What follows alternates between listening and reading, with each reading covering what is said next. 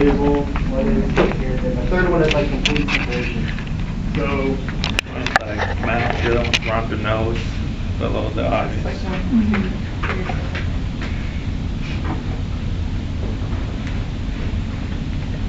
some little skeleton keys here.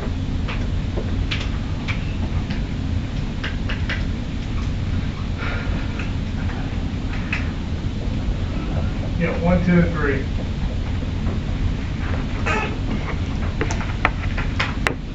One is so mandible's your jaw, right? Maxilla is the top part, right?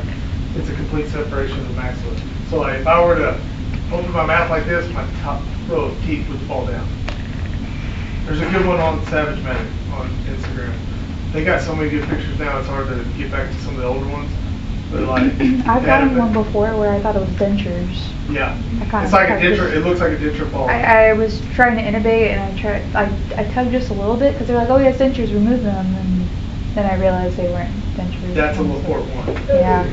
So this is maxilla only. Maxillae only. And we're going to call it the fireman's mustache.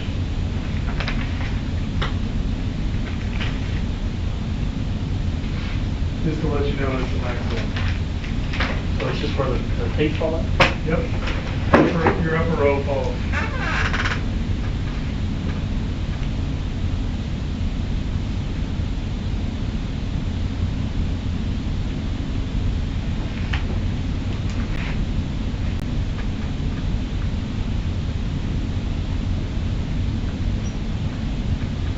So this involves the cheekbone zygomatic process, which is the cheekbones.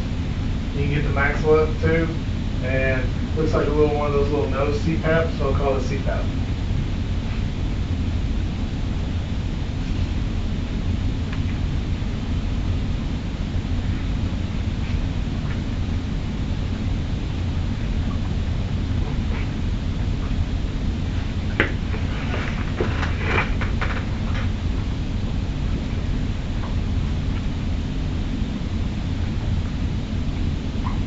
Whichever reference you get, this is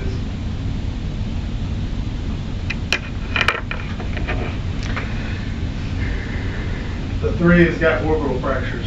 So whatever reference you get, Hamburglar, Zorro, Lone Ranger, they all wear a mask. So the easy way to differentiate this is all you got to do is know 1 and 3. If it says orbital, it's a 3. They say orbital fractures is a 3. If it's maxilla only, it's a 1. Anything else is a 2. Don't you get one correction sign? Yeah. You get raccoon sign, yeah, you probably get raccoon sign with this, but you'll get it with the basilar skull fracture too. But if they say orbital fractures and they're asking about reports, it's a 3. They say maxilla fracture, it's a 1. Everything else is a 2. The mention of orbital crosses you into 3. Maxilla only, 1. Everything else is a 2. Alright? Now, if you were to look at a basilar skull injury. Is everybody good with that one? Do they know the basilar skull? So, think of your brain. Did I talk about this, about your brain being a 2-story house? So you got the brain compartment, and you got your airway as the first floor, right? What separates the first floor from the second floor is either the ceiling or the floor of the second one. You know, depends on where your point of reference is. If you're on the first floor, it's the ceiling. If you're on the second floor, it's the floor, right? But you got that separation. The separation is the top of your airway. Does that make sense? So it's your top of your nasopharynx. So if you were to look at it as a side view, that's where all the symptoms come from. It's usually a direct frontal blow. That's probably the most common deal. So you get bleeding because you have a break in the upper airway. You get bleeding, this is where you see the bruising at, the battle signs, right? You get bleeding from the ear. You get a drop of blood from the ear. What do you do with it? Halo. Halo test, or test it with a D-stick. If it says high, then it's got CSF fluid in it. Alright, you get a little bleeding from the nose. Again, test that blood. And then you get the raccoon eyes. So it's all right there. This is why they say don't do the nasal pharyngeal airway. Because if you jam it in, where's the break? At the top of the nasal pharynx. So it could go straight into the brain. So contraindication for that is as signs of a basilar skull injury. It's not just a head injury. They need to show signs of a basilar skull injury if you want to put an MPA in.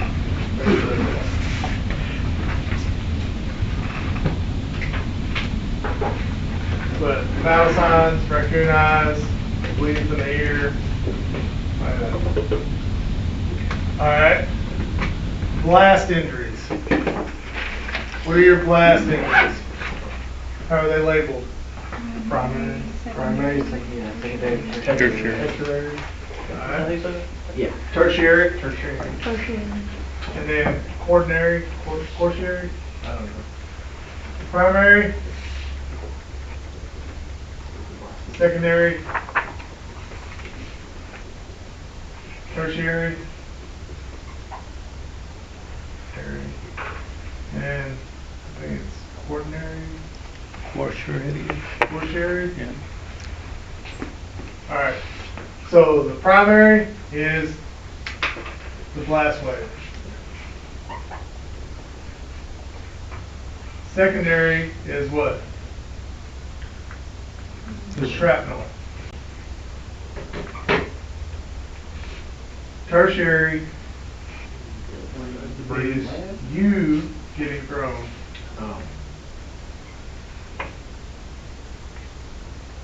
You getting moved off the eggs.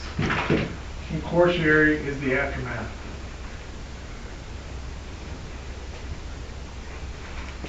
So, blast wave. That's going to be your hollow organs. Hollow organ injury, most common, will be eardrum, lungs. Pop lung, so tension pneumos and ruptured eardrums. Those are, if they say patient has a tension pneumo from blast injury, what kind of blast injury is it? It's a primary. If they say ruptured eardrum. We did an MCI here a couple years ago or years ago, and they did it as an explosion. Or the second scenario was an explosion. And Joseph, and one of our instructors, he's leading on it. We had the first or second time we had all the nursing students and all the other deal. And so literally came, he set everything up and all that. And I went to all the patients in the room and I said, I need to give you attention real quick. I said, does everybody have your injuries labeled? And they're like, yeah. I said, here's the fold. I said, all of you are deaf. And they're like, what? I said, there was an explosion. I said, you're gonna have ruptured eardrums, so I want you to talk loud and not be able to hear. And they're like, I said, this is real life. This is what would happen. If you've ever ran an explosion, this is what happens. Did anybody remember did anybody see the video the guy took from his truck at the West explosion? Did you ever turn the volume up on your computer? It hurts your ears just from his iPhone. That's how loud it was. He was a mile away. Alright? It's bad. Like we had there's a brewery called, it's not Tubbs, but it's the oldest brewery there in McKinney. It starts with a K or something. Anyway, we went there on Saturday morning to get dispatched there for an explosion. They were having a tasting and a tour and stuff like that. And one of the 1,500 gallon deals in the brewing room, it overpressurized and blew through the steel trusses, the metal, it's not steel, is it? Like, anyway, metal trusses blew through the wall, like that. So we get there, there's a bunch of deaf people, a lot of injuries, and there's beer flowing out of the building, and we all end up smelling like beer. We flew 3 people out. One guy had a tension pneumo, all this other stuff. But they're talking retarded because they couldn't hear. And you can't hear them, they're talking real loud. You know what I mean? If you can't hear, you can't monitor how your voice sounds and all that other stuff. So, hollow organ injuries, popped eardrums, popped lungs. Shrapnel. This is all going to be your lacerations, impalements, stuff like that. Tertiary, you getting thrown. This is going to be your blunt force injuries. This is where you're going to have a lot of your fractures.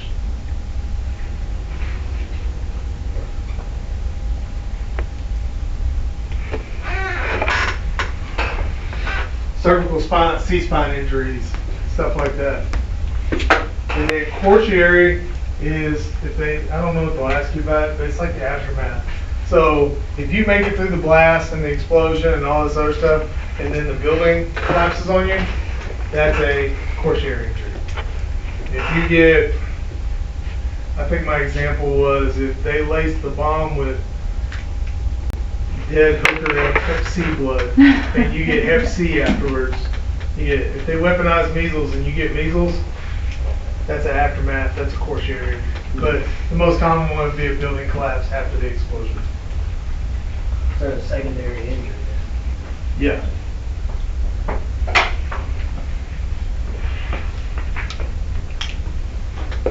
Okay. This is a weird one, but I've seen it asked on every one of my tests. And you can tell me the ones that have seen it. Have you seen answers, like an answer bank like A, B, and C? Maybe D, for a spinal cord injury that said anterior cord syndrome, central cord syndrome, or this is probably the one you remember, Brown-Sequard syndrome. Do you ever remember seeing Brown-Sequard? Okay, they still ask it. So this is bleeding in the spinal column. That's a spinal cord injury. All right. So if you were to look at a top section of the spinal column, and there's your spinal cord going through, and it's bleeding towards the front. This is going to be anterior cord syndrome. The signs and symptoms are going to be paresthesia, paralysis,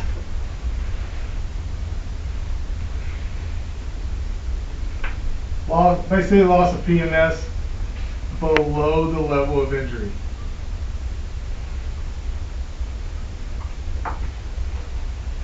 So let's say I told you this was T10 at the belly button and T4 at the nipple line.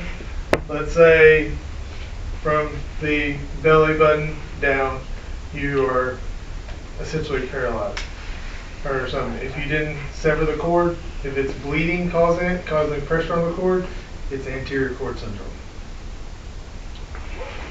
How you're going to remember that is AB. This is going to be one question. Now, this doesn't have to be trauma. This also could be spinal surgery. That you're bleeding into the spinal canal or spinal column. So remember, this is AD. Anterior, below. Everything, all the signs and symptoms are going to be below. Central cord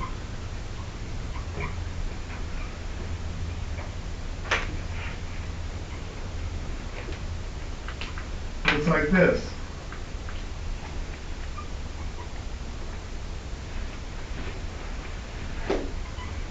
Or it's closer to the deal.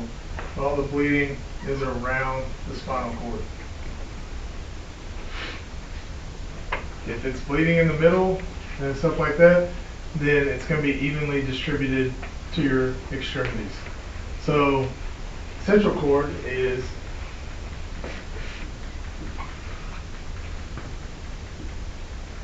I'm just going to do it like this. Not like this. No PMS, hands and feet. So central, hands and feet. So just think of a little dude that's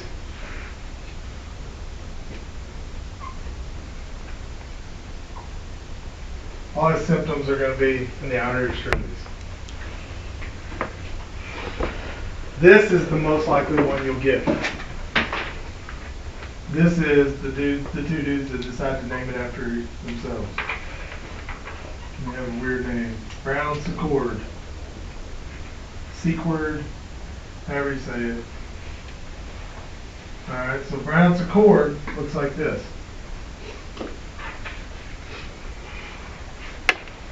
The way you remember this.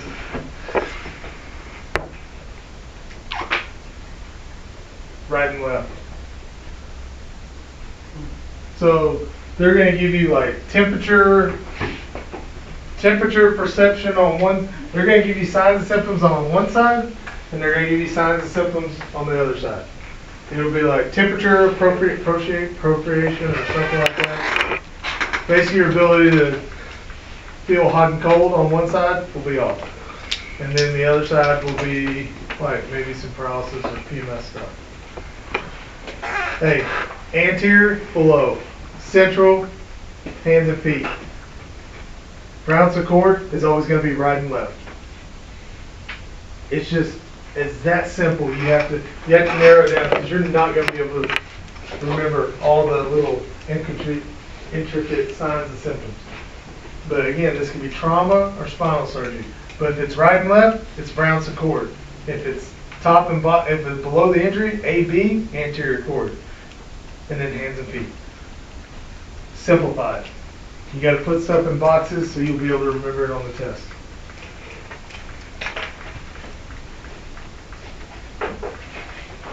All right, put PE fractures on there just so you remember. Green stick. It's just like when you're getting a switch off a tree. If it's real green, hydrated tree, you know, like not a dead tree, where it'll just snap off, and it comes off splintered. It's never a clean break.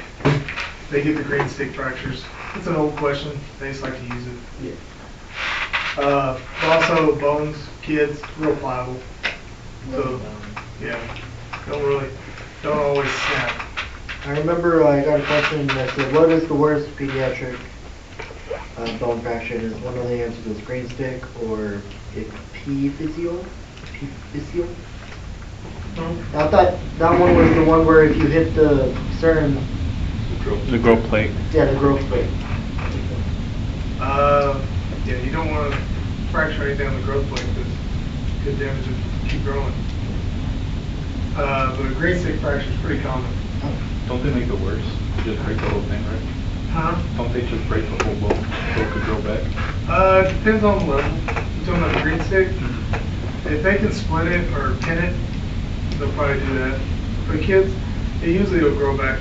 If they can immobilize it in the area that keeps it the closest together, immobilize it, should be good.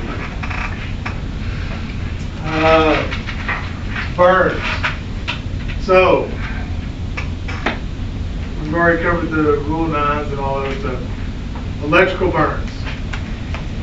Just some things to remember. Number one, entry-exit wound. There's going to be a path. So, the exit's always bigger than the entrance.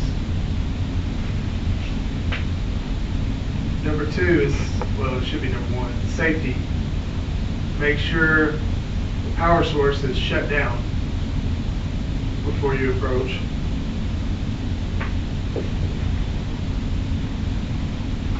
And number three, what do you put these patients on? Cardiac monitoring. Cardiac monitoring. And what do you suspect if it affects the heart? Some kind of premature, some kind of arrhythmia or premature beats. Because the heart has its own electrical system, right? Mm-hmm. And so you gotta watch the path and all other stuff.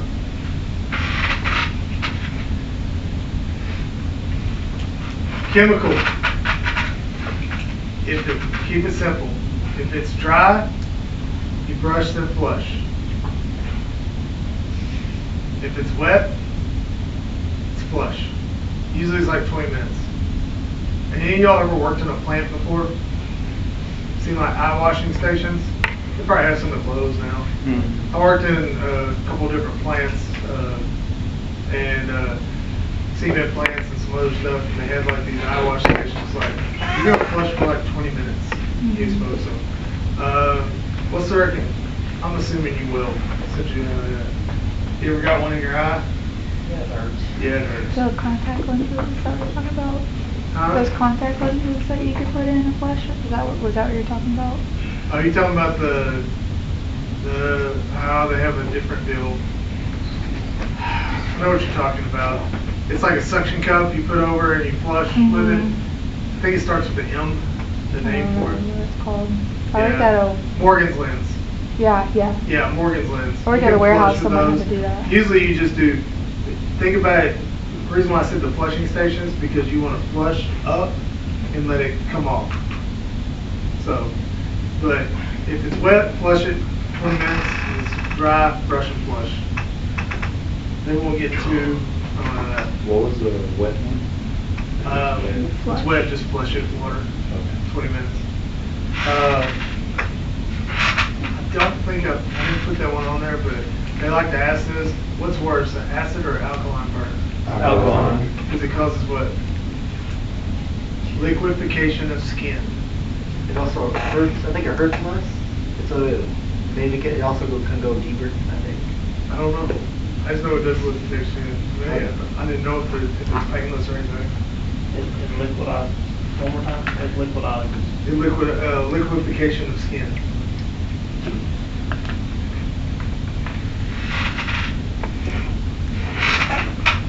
We'll do the radiation burn next.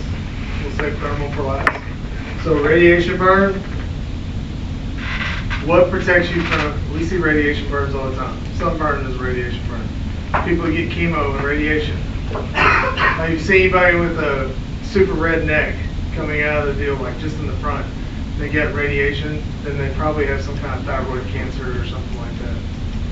But you see radiation burns, so your big deal with radiation burns is time, distance, and shielding. How long were you exposed?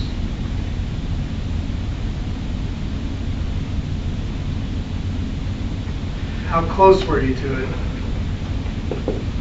Your proximity. And what did you have protecting you? So, the different forms of radiation they might ask you for is alpha, beta, X-ray. I don't think they'll ask you about gamma. I haven't heard anybody come back in a while, but I'll give it to you. I think it really all goes on the question. So alpha, a piece of paper will protect you from alpha radiation. Beta is clothing, any clothing. I believe everybody knows X-ray because you've been in the ED doing clinicals, you've been to, I'm sure you've been to a dentist. What do they put over you? Lead suit. So lead suit or lead is what protects you from X-ray. And then gamma, I'll be honest with you, it's a lot of concrete and earth.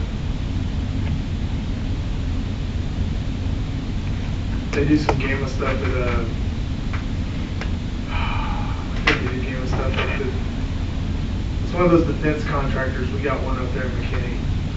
Can't remember the name of it. Lockheed. Not Lockheed.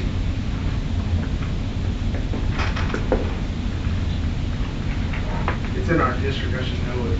But I hate going in there because I know that the campus we got deals with a lot of optic shit, but that's what they say. But every time I go in there, I get the heebie-jeebies, like, I don't know what kind of shit you're working on. And see some of those rooms, and I'm like, yeah.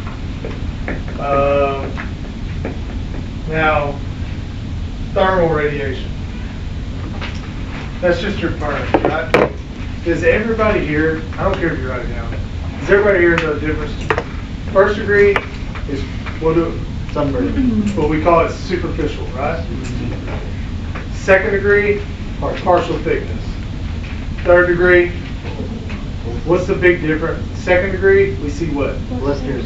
Third degree, we don't feel Pain. That's a big deal. Down to the bone and muscle. Alright, I put it over there, but you need to know it for this because it applies to burns.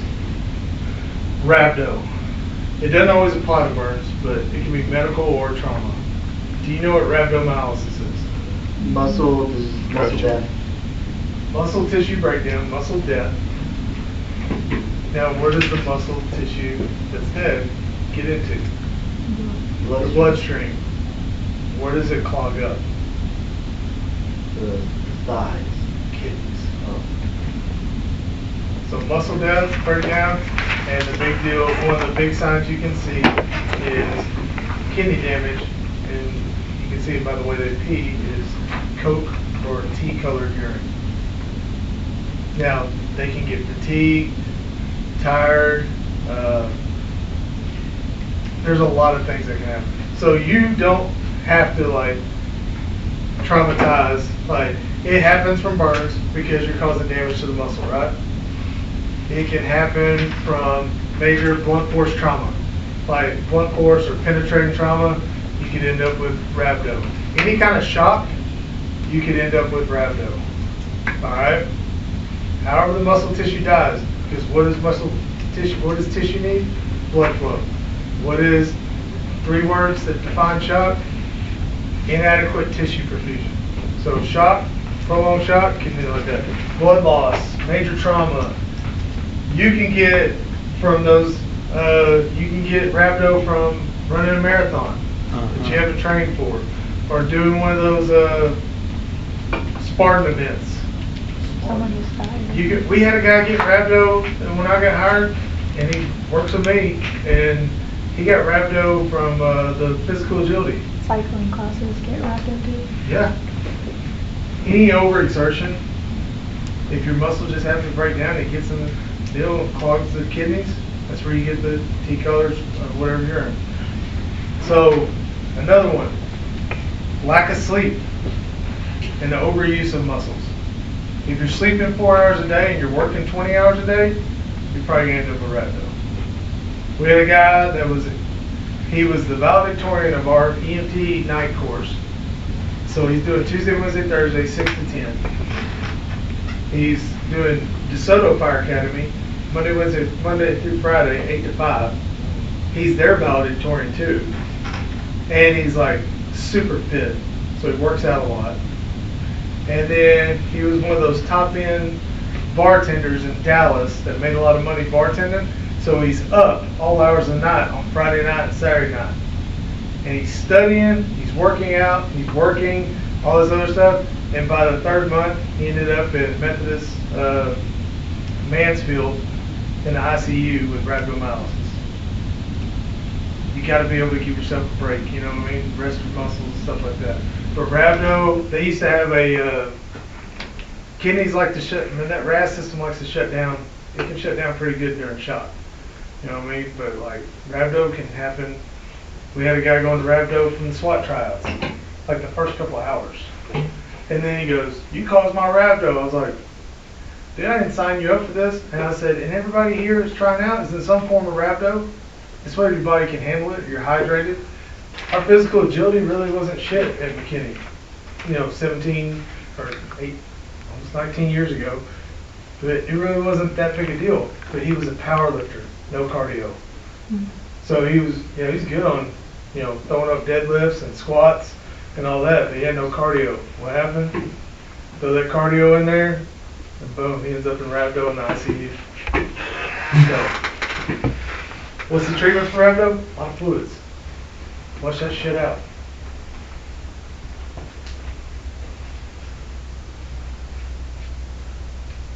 Trying to think. 2 other last things for trauma that I didn't add in there. I don't know if they still ask you about it. For some reason, y'all get confused on it because they're C words. Crush and compartment syndrome. So a crush injury, if they're describing a crush injury, it's you're pinned, some body part or you are pinned for a long period of time. So it's a buildup of acidosis. This is the one where they say give bicarb before you release it. Mm-hmm. But I'm not talking about pinned for 5 minutes. But you're pinned for like at least more than 30 minutes or an hour or a couple hours or something like that. This is where the jack falls out and you got a car laying on top of your, your legs. This is you getting, directing the truck back in the 18-wheeler, back in the bay in the loading dock, and you get pinned in between. This is pinned for a long period of time. So what happens is you get the release of toxins and all the other stuff as soon as you release them, and it could throw them into a cardiac arrhythmia. Compartment syndrome. You could get compartment syndrome if I take a bat to your thigh. So, anybody here deer hunt? All right. Have you ever field dressed a deer? So you know the different, like, if you were to take a, I don't know, if you were to cut my leg right there and look at it from the inside out, you would see that I have different muscle compartments, right? Separated by membranes and everything like that. So you got different muscle compartments. It's swelling in one of those muscle compartments because of damage, like bleeding or something, but it swells so much it acts like a tourniquet. So we had a dude he got hit by a car and it caught him right in the thigh or whatever, and his thigh was just swollen up so big. We got him to the ED. They do an emergency fasciotomy. Yeah. Fasciotomy is they just make a relief cut into that muscle compartment. So they took sono, figure out where it is. They do a relief cut, let it bleed out, relieve the pressure. Because what's happening to that leg, it's swollen twice the size it is, so it's acting like a tourniquet. You're losing distal blood flow. So they have to do a fasciotomy and relieve that because it's all taken apart in that compartment. Let's say you got 5 different compartments in this muscle, it's occluding the blood flow in the other compartments. My dad got compartment syndrome from walking out the treadmill. I don't know that. We told him the story, and the doctors were like, "Oh, he's doing this and that and this and that," and whatever they did was like not working. Did he go? Why would you believe he's got compartment syndrome from walking on a treadmill? Because he didn't do anything. He didn't get by anything. And yeah, sure enough, it was. Okay. And he still was walking He's on gonna it. come back. Really? Yeah. Yeah. He has a huge, like, skull that big on his thigh now. Really? Yeah. Huh. I remember doing a week here for it. Wonder how that happened. Well, that was a first degree, second degree burns, but there was. Nuts. Was it infection It's or like swelling? over the skin. I thought that was part of the radiation. Yeah. But they were No. like, But no source for the swelling? huh? No source? Like No, bleeding or? no, they didn't know how he got it, but it was compartment syndrome. Yeah. But compartment syndrome can happen on the extremities. But it's a lack of, so numbness, tingling, Not only that, but they just didn't believe it was compartment because there was no like blunt trauma or anything like that. It was because the last thing they did was he walked on a treadmill and he started feeling pain in his leg and he had to go to the hospital before they found out. He was hospitalized and everything. it's weird. I know. It's crazy. I tell people that and they're I like, wonder if the treadmill just made it worse, but it was something else. maybe, I don't know. But yeah, when I tell people that, they're like, that's not possible. But usually how they'll present it here is like extremity trauma or like maybe a crowbar or some kind of external trauma or something like that. But it'll be a blunt force trauma and causes the swelling and stuff like that. But they're two kind of separate things. Now, could you get compartment syndrome from lip crush? Yeah. Yes. But one bleeds into the other doesn't bleed back. You know what I mean? Alright, so that is pretty much trauma. What time are we? 2:30. Alright. You want to go straight into medical? At least do the abdominal emergencies, or you want to take a break? Take 5. Take a break.